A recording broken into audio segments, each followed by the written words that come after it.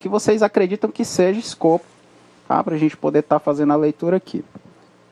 Vamos ver se o pensamento de vocês vai estar alinhado com o que a gente tem aqui para a aula de hoje, tá, gente? Ó, segundo o PMBOK, o escopo de um projeto consiste no trabalho necessário a ser feito para entregar um serviço, produto ou resultado com características e funções especificadas, certo? Então, o que acontece? Se o nosso projeto é um esforço temporário, todas as atividades que a gente faz para atender esse esforço, a gente trata dentro do escopo.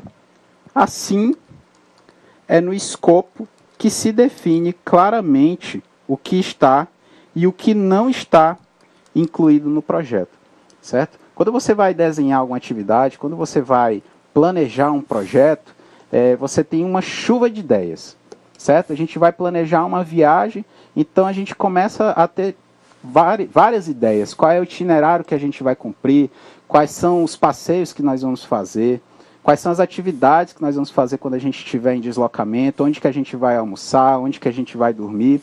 Então a gente tem várias atividades, certo? Todas essas atividades, o planejamento de todas essas atividades, elas vão estar inseridas dentro do escopo. Então o escopo é uma das principais ferramentas de planejamento que a gente tem dentro da elaboração e gerenciamento de projetos.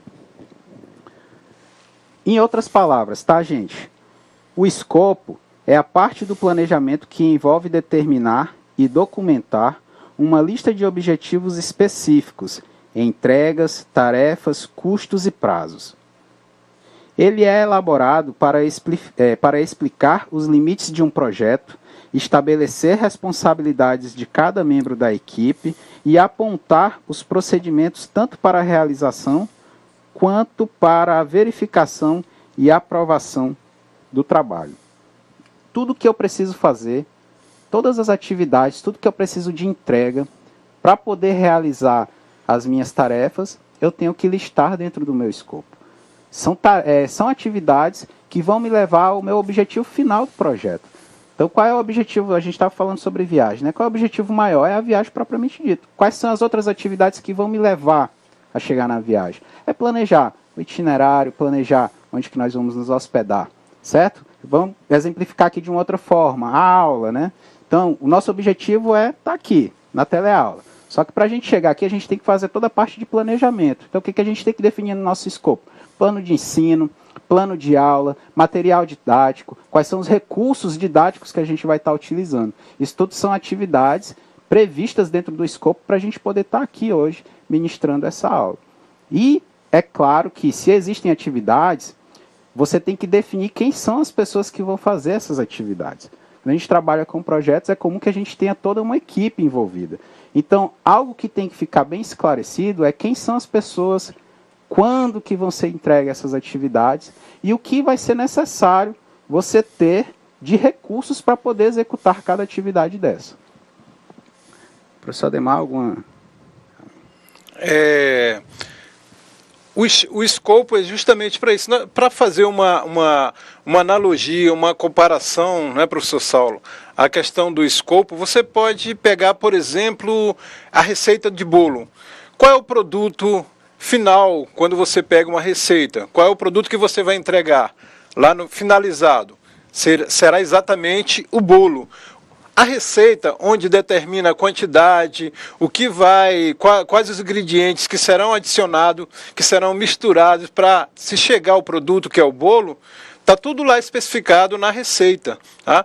Agora, se você coloca no escopo lá, no caso a receita, por exemplo, uma xícara de leite, 2 colheres de manteiga, e você troca a manteiga por margarina, você adiciona 2 xícaras de leite, o teu produto final ele não vai ter o resultado esperado daquilo que você planejou, tá? do teu projeto, que é a confecção do bolo. E o resultado vai ser diferente. O escopo ele determina o que vai ser feito, de que maneira vai ser feito, quem irá fazer, todos os procedimentos que serão levados em consideração para você chegar ao produto final. Se você altera alguma coisa dentro do escopo, esse teu produto terá um resultado diferente e será prejudicado. Não é isso, professor? Perfeito, professor. Explicação melhor. eu acho que eu não conseguiria trazer aqui hoje para os alunos, não. Muito obrigado pela colocação aí. Realmente, gente, quando a gente vai trabalhar com escopo, você tem que determinar e definir todas essas atividades. E algo que o professor frisou aí, que é bem importante, a gente está salientando aqui, é em relação à troca, né? Troca, ele falou lá da questão da receita do bolo. Você vai trabalhar com manteiga, para que o bolo tenha uma consistência um pouco mais cremosa, seja um bolo com qualidade diferenciada, e aí na hora que você vai fazer, faltou manteiga no mercado, você precisa realizar o bolo, você tem que fazer a entrega daquele produto, e aí você vai escolher um outro para poder substituir a manteiga. Você vai estar escolhendo a margarina. O bolo, que é o nosso objetivo, resultado do nosso projeto, a gente vai conseguir entregar, só que a gente vai entregar com uma qualidade diferente. Tá? Em relação à qualidade, que é importante também a gente estar falando que pode ser que o nosso cliente ele goste mais do bolo com margarina do que manteiga. Certo? Então, assim, quando a gente fala em qualidade do nosso projeto, vai ser diferente, mas não quer dizer que o bolo vai ficar ruim. Não quer dizer que o meu projeto vai ficar ruim. Quer dizer que ele vai ficar diferente daquilo que foi solicitado. Apenas isso. Então, a gente tem que ter tudo isso em mente quando a gente vai planejar o escopo.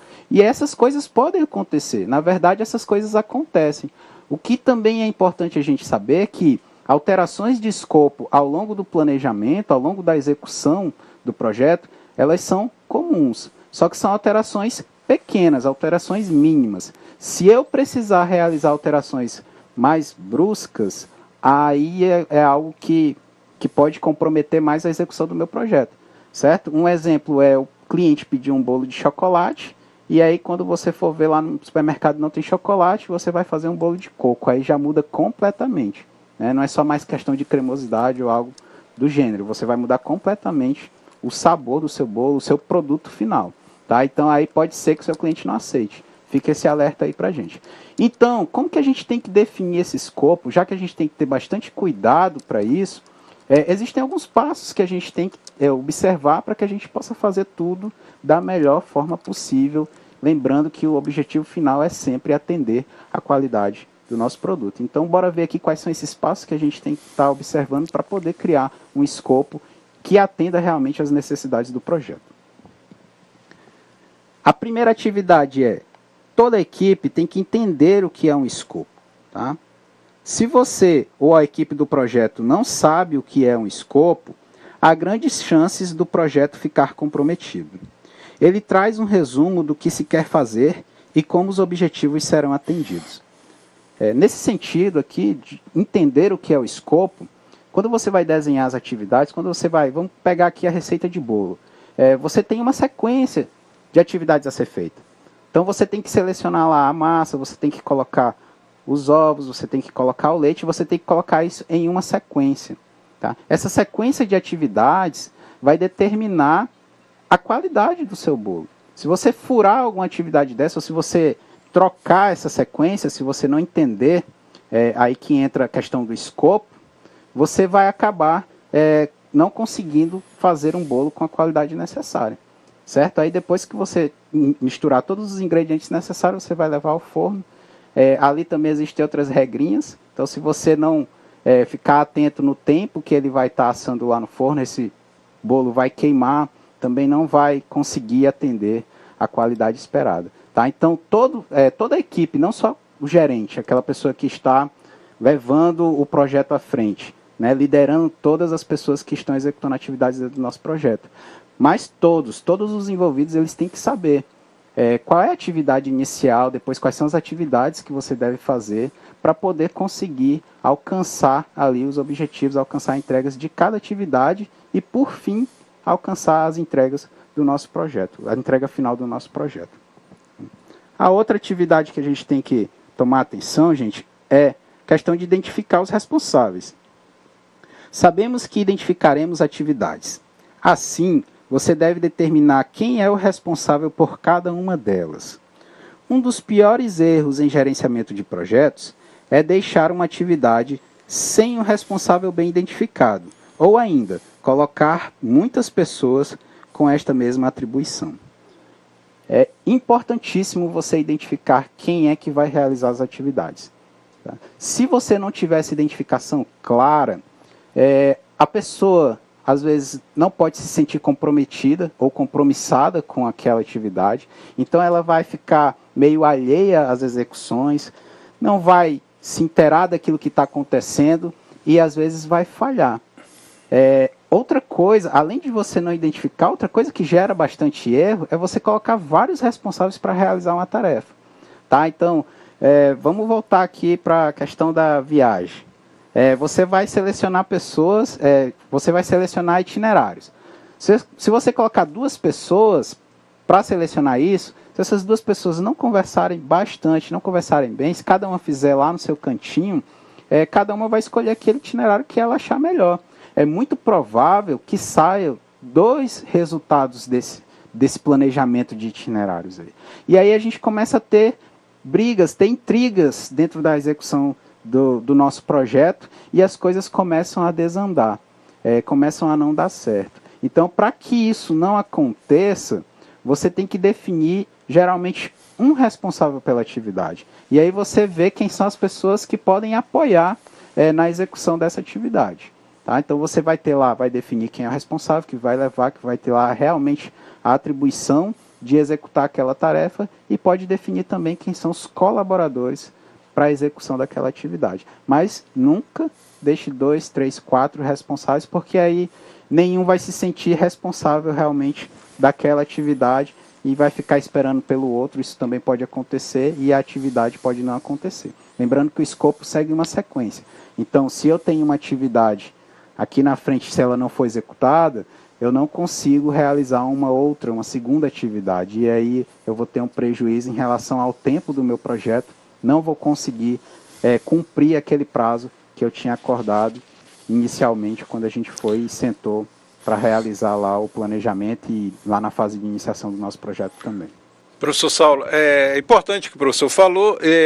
Vale salientar, gente, que na cooperativa, no caso, em uma cooperativa, existem os cooperados, são as pessoas que participam. Então, todo mundo quer emitir sua opinião. Só que deve ser identificado pessoas ou pessoa responsável por aquele procedimento, tá? Como o professor falou. Imaginem só você aí na sua cooperativa, digamos com 60 cooperados e todo mundo mandando, né? E todo mundo querendo coordenar a aquisição de um equipamento, a aquisição de uma máquina, a aquisição de móveis, né, para você, digamos, equipar melhor a sua cooperativa, né? Não pode deixar que todos intervenham, né, nessa questão da aquisição. Tá? E sim encaminhar pessoas ou pessoa responsável para fazer corretamente o procedimento. Perfeito. Né? Lembrando que você pode sim ouvir várias opiniões, né, mas você pode ouvir. Não deixar que essas pessoas façam interferência ou queiram executar.